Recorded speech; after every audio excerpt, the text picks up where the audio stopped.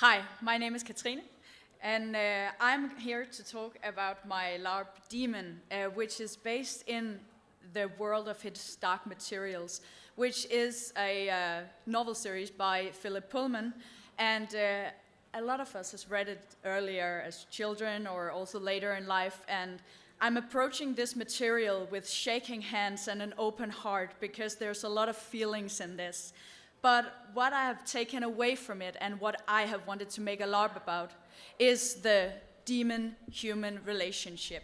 And what is a demon then? Well, it is the human soul that exists outside of the human in animal form. So we have our inner selves, and together we are a whole person, a human being. This means that it's two people playing this character, and when I give them the character, they will have the same, so they together have to figure out how to play this person. So, how do we do this? Well, the themes of the LARP in general are basically chosen to best experience this human-demon relationship, which I thought also with the themes in the material is something like free will, desire, the human soul. What is the soul? In this setting, there is a harsh, oppressive religious entity that has repressed the exploration of these themes, and that's what the LARP is about. So, what do we do?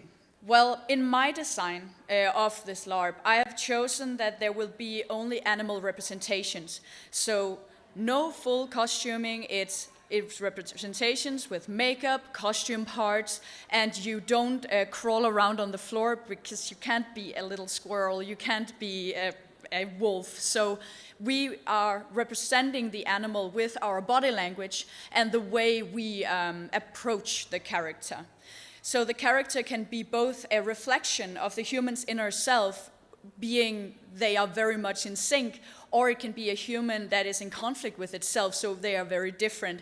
And all of that is a sliding scale, so that's in the character design and the way I interpreted it, at least.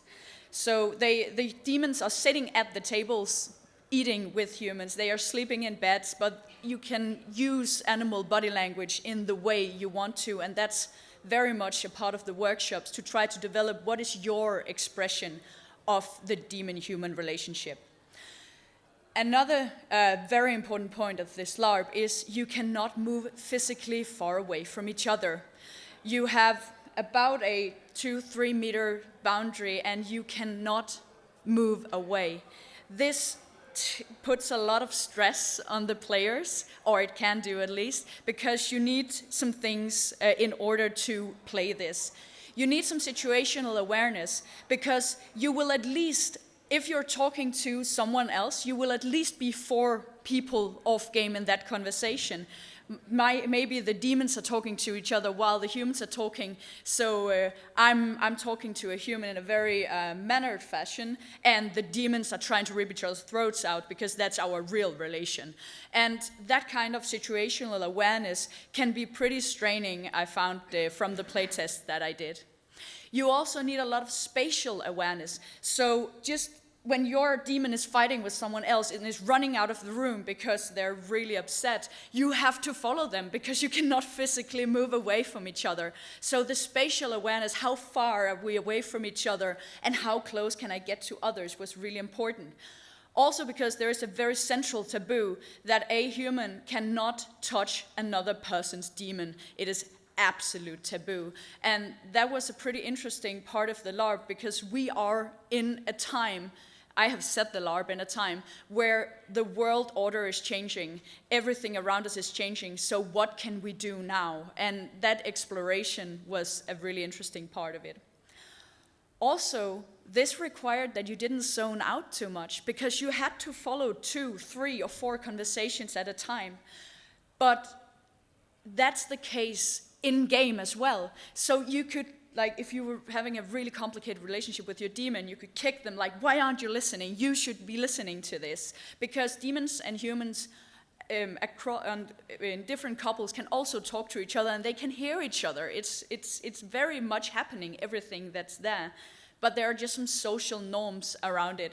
So it took a lot of breaks for people because there was so much input all the time. All right. I have a little quote from one of the players who then said that having a partnership that was not romantic or sexual in nature was a unique and heartwarming experience because they were you. And this person missed being close to their co-player right after the Larp. There are so many great couples Larp out there, and they very often work very well.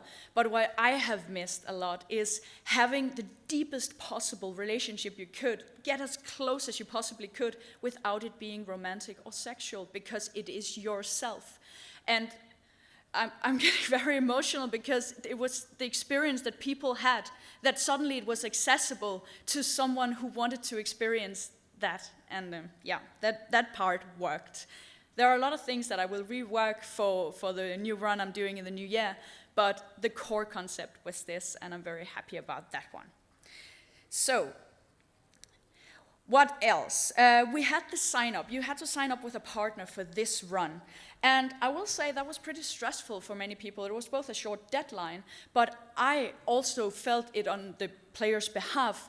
I would be really stressed out about who will play with me, what if they say no, what if someone asks me I don't feel safe with off game, will anyone even play with me? And actually I'm pretty sad about putting this kind of pressure on the people who would like to play this LARP, but I'm really talking to a lot of people about how can you relieve that stress. Can you do like both sign up with someone and also make kind of a matchmaking thing? Can we make groups that way it could be safe to talk about? I'm not sure that anyone has a good solution there yet, but that's something I really want to work on in the community. What I also figured was that it was also an excitement because suddenly you could play that LARP with someone that you've been wanting to play with for a while, but where you didn't want to play married or sexual partners or something, where it could be really close anyway. So, there is also the fact that you needed to be calibrated with, or you needed to calibrate with the other player in a bit of an unexpected way, because not only do you need to want to play together, but what about your sleep schedules? How many breaks do you want?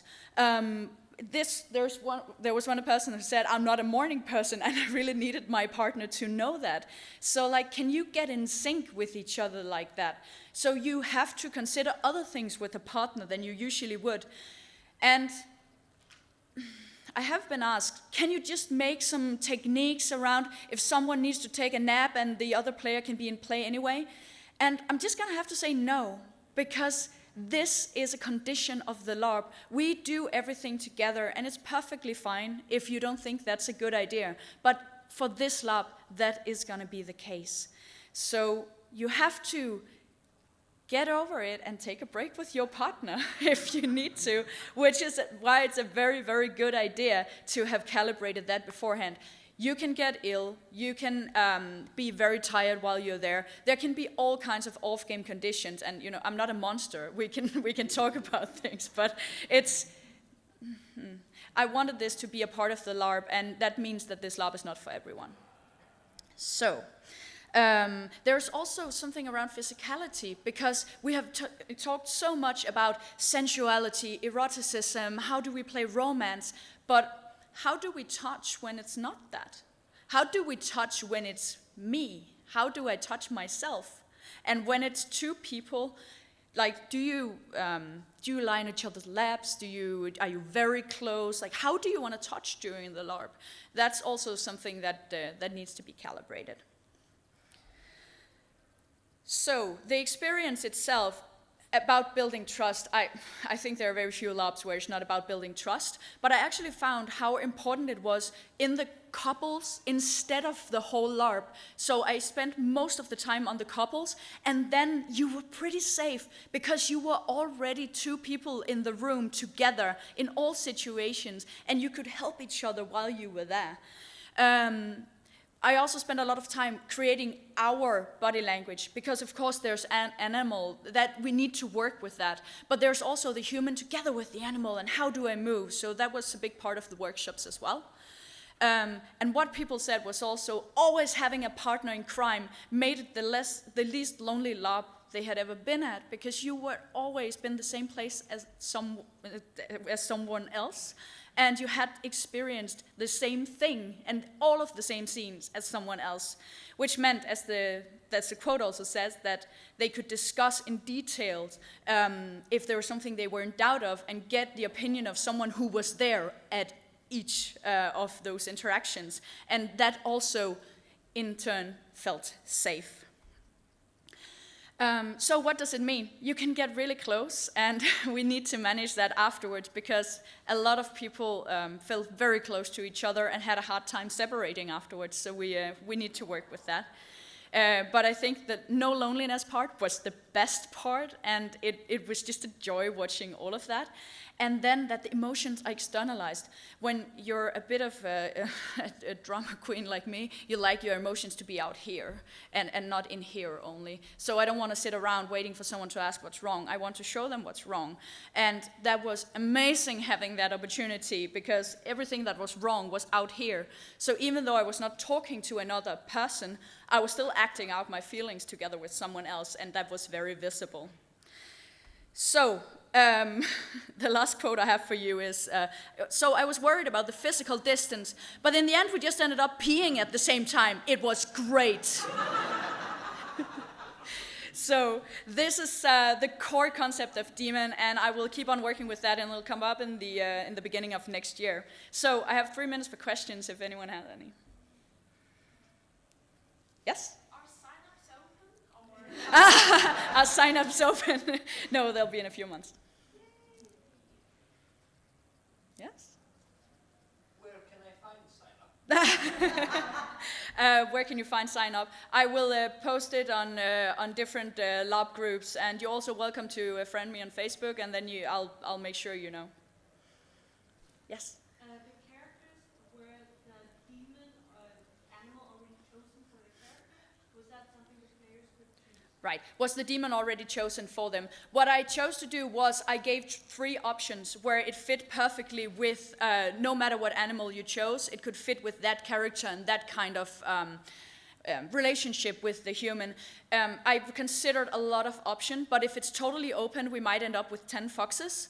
And or wolves, and if we make it completely narrow, I'm just thinking, how am I gonna be a squirrel? So giving 3 very different options was the best way I could think of to get the best of both worlds.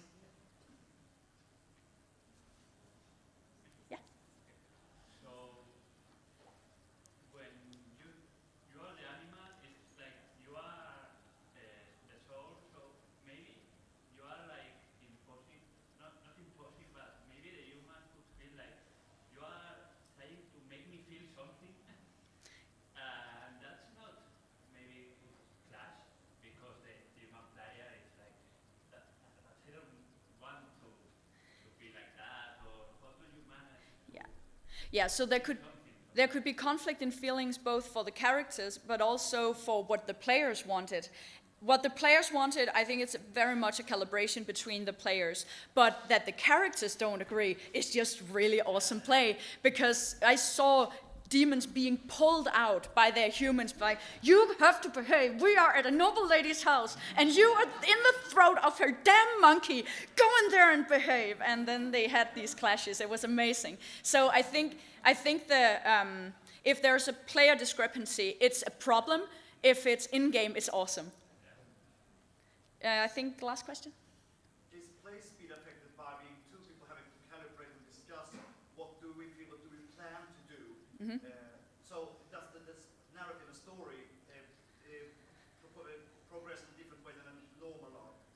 Does the story progress in a different way than the normal LARP because 2 people need to calibrate? I would say no. It was pretty sandboxy compared to what it's gonna be in the final iteration, because I needed to see what people wanted to do. So I'm gonna make some more events. But I will say that it worked very much like a normal LARP, just with very good calibration also in the past. Thank you so much.